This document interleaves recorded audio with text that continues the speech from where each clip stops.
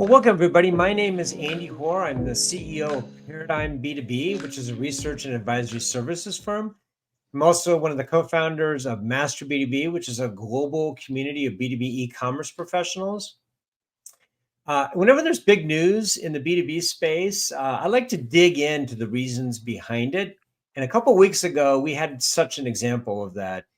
The CEO of VTEX, Mariano Gomide, announced that VTEX, after being a member for almost 4 years, decided that they were going to step away from the MACH Alliance. And it kind of sent shockwaves through the industry. They were an original member.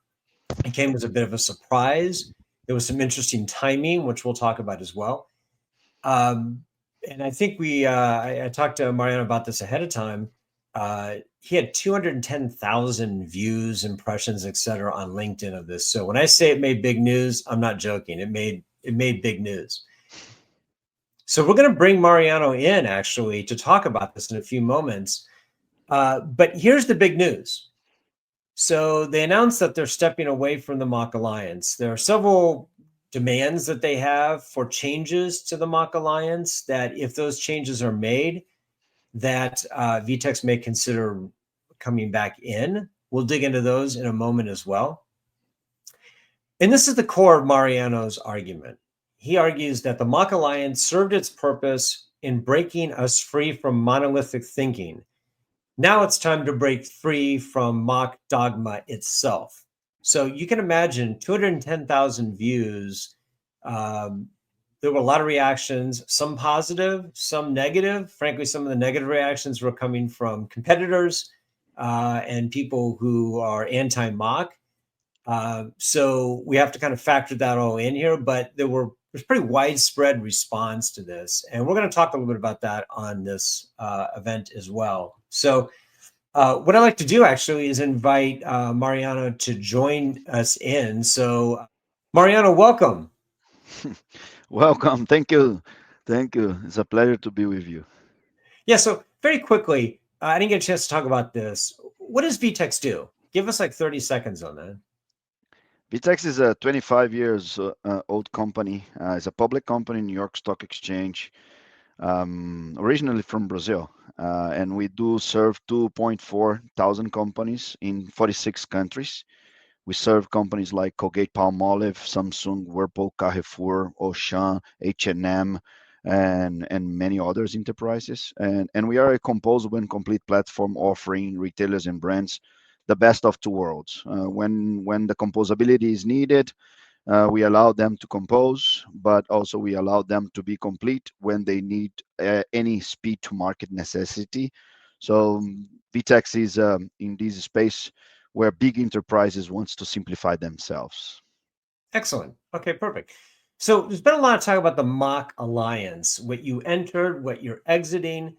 Let's talk a little bit about what the MACH Alliance is. And so I'm going to just kind of walk through what the MACH Alliance is. So MACH is an acronym. It stands for Microservices-Based, API-First, Cloud Native, and Headless. It was actually a term that was coined by Commerce Tools back in 2019, a year ahead of the MACH Alliance being formed, and it was formed as a nonprofit in 2020. There are roughly 125 members, and it consists of companies that are e-commerce platform providers, point solutions, SIs, and others. And so this was an alliance that was formed really as a technical alliance, an architectural alliance, to promote a new way of organizing your tech stack. And VTEX joined the MACH Alliance in June of 2021. So it was an early believer, an early joinee, but which kind of begs the question, and this is best posed by Zach Zalowitz, who's a principal in the OMS practice at Proficient. He asked the question, why did VTEX join the Alliance in the first place, and what major event happened to have them withdraw? So I'm going to pose that question to you. Back in 2021, Kelly, the real founder for me of the Alliance, had a clear vision of an association that could break the system of monolithic and bringing a connected ecosystem to life. And Kelly is a guy that I really respect and admire. So a composable world driven by purpose of generating simplicity. I went to Germany to speak to him. I went to the US to speak to their colleagues, and of course, people that are competing with us because they were from Commerce Tools. But at the end of the day, Andy, they had a good purpose behind. So we supported, and as we checked the box of the MACH since 2010, so it's not the MACH concept is not new. The organization of the MACH concept into a marketing concept, it is was new, and we were inside early adoption of the MACH Alliance marketing tool. So we checked the box, so we support them, and we were inside the MACH Alliance for the last 4 years. That was the birth of our support for them. That was the reason we joined. All right. So fast forward 4 years. It's March of 2025. VTEX leaves the MACH Alliance. Why? First, let's recognize that what MACH and MACH Alliance did for the market. It's incredible. We were proudly member of MACH Alliance. So Casper's and all the team in MACH Alliance, there's a lot of work to do, and it's a great job they are doing. Where we point our statements is that the future, it's changing and changing pretty fast. The MACH Alliance vision has led to unintended complexity and rising costs for retailers and brands. What began as a movement of flexibility has resulted in a tangled web of API dependencies, escalating costs, business managing an overwhelming number of vendors, scalability, elasticity at risk. So this is not the future we foresee for VTEX. That's not the future that we can support. And the brutal fact is that without Kelly there, the vision, in my humble opinion, was lost and became only a club, a marketing club that provides the best commercial conditions for the members of the club. And it was a big risk for me in my company and in my life to stand up on so much powerful organization. Remember that majority of the RFPs in the United States is still in the hands of the SIs that are the main chairs of the alliance. But I was burning. I needed to say something. And by the reaction of hundreds of comments, people from customers and partners, we saw that people wanted to talk about it. And I am really happy and surprised by the frenzy that took that conversation. That means that we might have a point. Well, that's a great segue. So let's dig into some of those comments and get your reaction to it. So we got you got a lot of reaction to this. Like I said at the beginning, some positive, some negative, some backbiting, some constructive, some not constructive, a whole panoply, which is today's social media, right? So I did a little digging myself. I wanted to get some feeling from the members of the MACH Alliance, what they thought about you guys leaving the MACH Alliance. And so I'm calling this the MACH Member Confessional. This is a series of people I talked to who are MACH members, people I know, and I asked them, what do you think about VTEX leaving? And so here are a couple of quotes. I want to get your reaction to it. So VTEX has not been doing a lot with the alliance. So one person, and it's the least mock-ish of the e-commerce platforms. So I'm not surprised to see them decide to leave. Another comment. VTEX is walking a very fine line here by still arguing for the mock approach, which you've mentioned in the past. You're not anti-mock, but against the MACH Alliance, which you've argued here that you are against some of the dimensions of the MACH Alliance, and it caused you to leave. This person said that's a little hard to square. And then the last comment we got, which is not surprising, somebody said what VTEX did was a very clever and well-timed PR stunt. So I'm going to pause and let you react to each of those, one of those, some of that, but I want to get your reaction to what people in the MACH Alliance are actually saying about VTEX leaving. Yeah, and as you said, in this world of social media, there's no like right or wrong. It's just a space that people can discuss and put their opinions on, and that's the beauty of it. So the alliance was too much focused on conceptual architectures over the customer needs. The customer reality in the last 3 years changed from a 0.5% interest rate to a 5% interest rate. Some companies are financing themselves into a 7-8% a year. And that changes completely the way you understand how CapEx can be implemented into the market.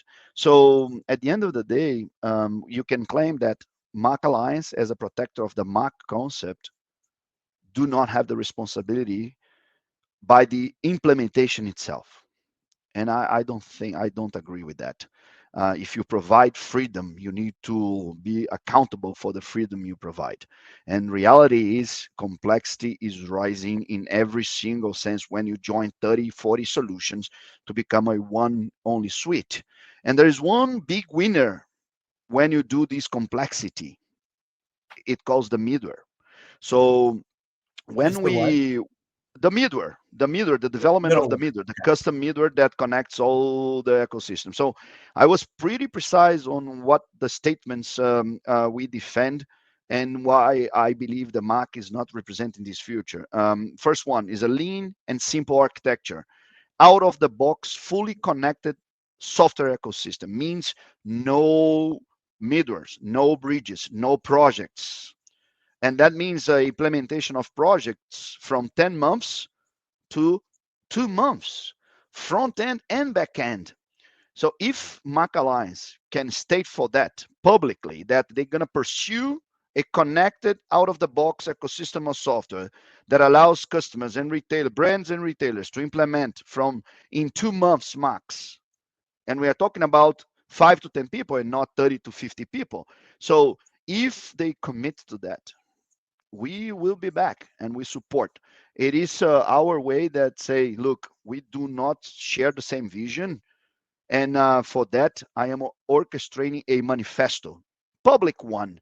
Another thing that I defend is that an association should be open on books, on the P&L, on how the members can join without judgment. Should represent the majority of the industry, and in this specific case, needs to be built by retailers and brands, not by providers. So the association should protect the ultimate outcome that is increasing the operational efficiency for retail and brands. And I don't believe in the near future MACH is able to do it. That's the main reason we left. Okay. What about this last point about the clever, well-timed PR stunt? Because it is worth noteworthy that the timing of this was right on the cusp of Shop Talk. Was that intentional? Yeah, no, this was long considered by myself. I was burning with this for the last maybe 9, 10 months. I was sharing these with Kelly. I had a lunch with him during NRF, and I say I need to tell a lot of, like, I need to tell the world what I think. And so as it is something that I believe the industry needs to discuss, we wanted the max of people aware of that topic. And I could choose NRF or Shop Talk because it's where the industry is united to discuss the future of the industry, at least should be the purpose of these events. And then I choose Shop Talk. It was not by accident, it was by purpose. I wanted people to listen to the point of view that can change and dramatically change the way the vendors organize themselves. So it was not a PR stunt. So you mentioned the MACH Alliance and their reaction to it. So, we looked, and Casper Rasmussen, who's the global executive, is a global executive for Valtech and the president of the MACH Alliance. When you posted your manifesto, so to speak, um, here's what his reaction was. He said, "Thanks for sharing your perspective. Debate is always encouraged, and we welcome challenging perspectives," which is kind of spin for, okay, great. We love to hear what people have to say. Then he goes on to say the MACH Alliance now spans 34 technology companies with fewer than 15 members, even over the past 4.5 years. Last year, we had a rejection rate of 56%, and we processed more than 50 applications in 24 alone. So his reaction, which I would characterize maybe as slightly defensive, is that MACH Alliance is doing just fine. Churn is normal. etc. Is this been your reaction, or have you seen other people who have had issues with the MACH Alliance? Yeah. I spoke to Casper after the post, and was an amazing conversation where we agreed that I would structure my point of views on what needs to be changed, and I would present it to him and the alliance before kind of the noise becomes uncontrolled. So I am doing this. I'm gonna write in the next 7 days, 10 days, some structured kind of changes that I believe the market needs to be done, and I will send it to Casper's, and I believe we can have this conversation. We've talked a lot about the systems integrators, and I want to get your reaction to one noteworthy comment on this. This is John Pinella, longtime friend. You know him. I've known him for many years. He had pretty pointed criticism of your post, and I want to kind of, it's a 2-slide one, so let me read it and then get your reaction to it. So John's a group vice president with Publicis Sapient and SI. He said, it does seem odd to me to have mock/composability be the villain here, especially when VTEX is based on those exact architectural principles, or VTEX would not have been accepted in the mock. Does this mean VTEX is rebuilding to a monolith? And he goes on to say, you need SIs to better implement composability with VTEX. Frankly, this means picking the right SI, not throwing the mock principles under the bus. And then his last comment was, I'm just disappointed in this feeling like a PR stunt on the first day of a major trade show, in which case was Shop Talk, versus productive feedback. So you actually have been very specific about your criticism of SIs. You have claimed that the MACH Alliance is too heavily dominated by SIs, which have maybe a misalignment of incentives here that some people have characterized it. They make money around complex, expensive projects. And if you want to simplify that, it is arguable that there's a cross purpose there between the two. But I want to get your reaction to what John said here and your larger point about the SIs. Yeah. So the point of view is not trying to disqualify the messenger that brought a discussion to the topic, right? John is a friend. Probably, I'm sure that he didn't mention this as it was described. But what he wanted is a why not discuss this in a closed loop and then we bring it to the public. I believe the public needs to participate in the discussions. That's why I did. So the idea of executing a out of the box connected backbone for commerce, it is our vision since always.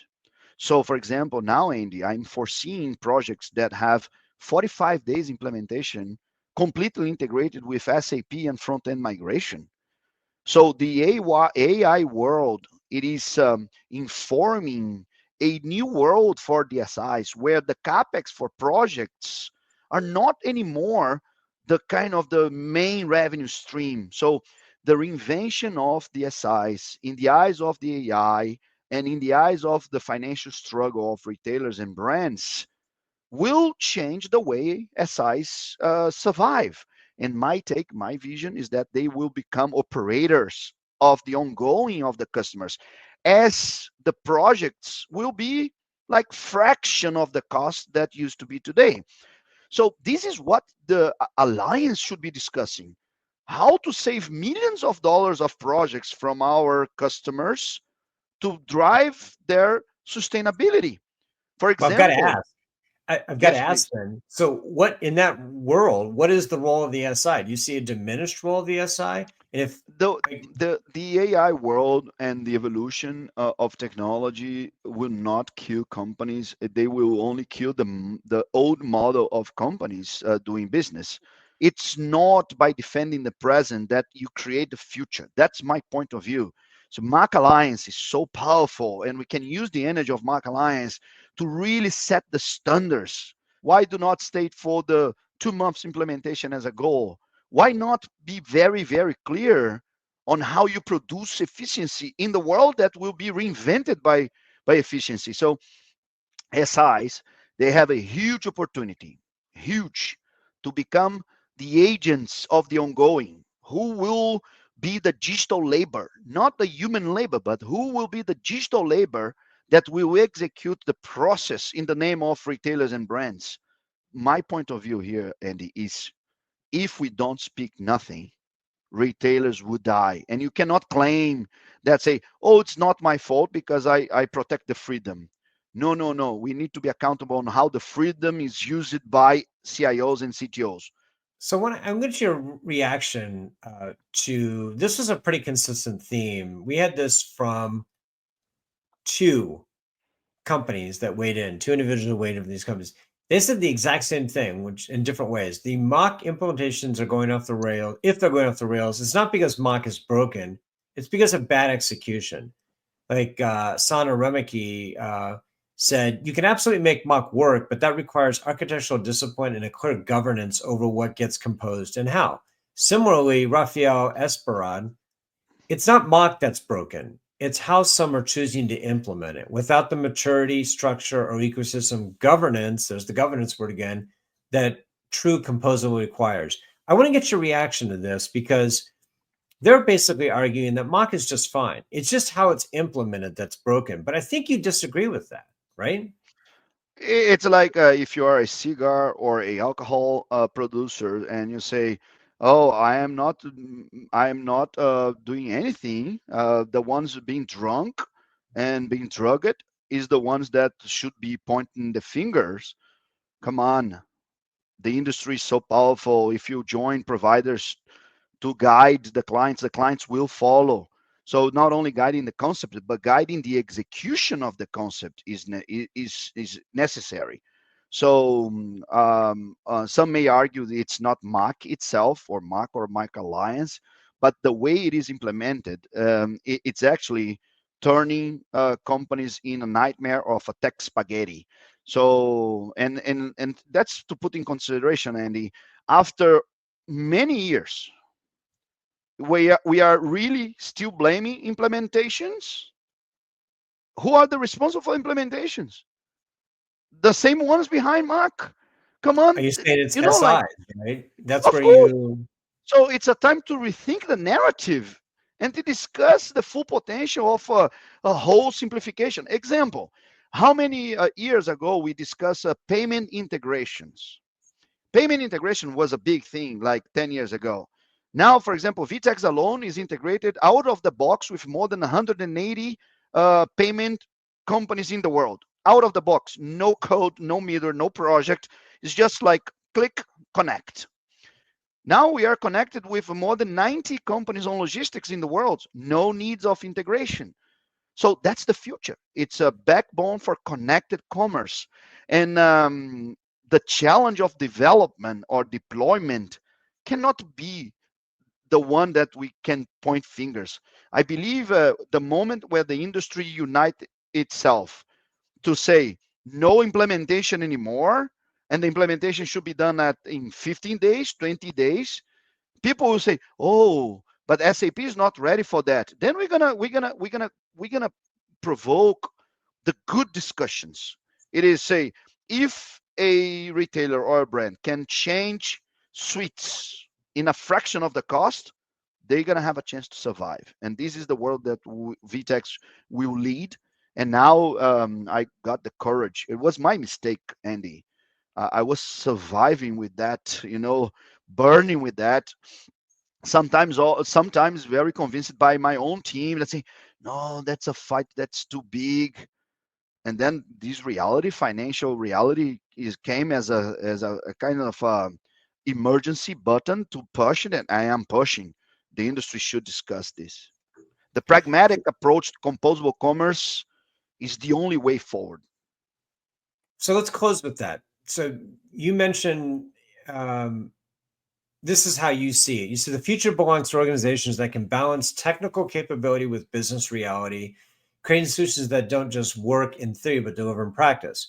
The future is based on highly connected, out of the box connection backbones that provide sustainable, reliable, and business driven solutions. I assume this is the change that you want to see the mock make is to be more oriented toward this. And if I'm interpreting correctly, you think that the SIs in particular are standing in the way of doing exactly this?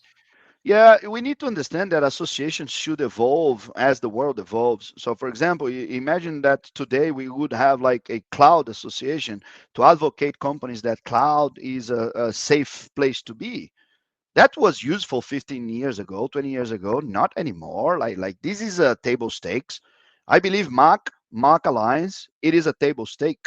So what matters is delivering real business outcomes. And for that, there is a famous quote that states that the simplicity is the ultimate sophistication, and that's where I believe the world needs to go. So Mac architecture is now table stakes.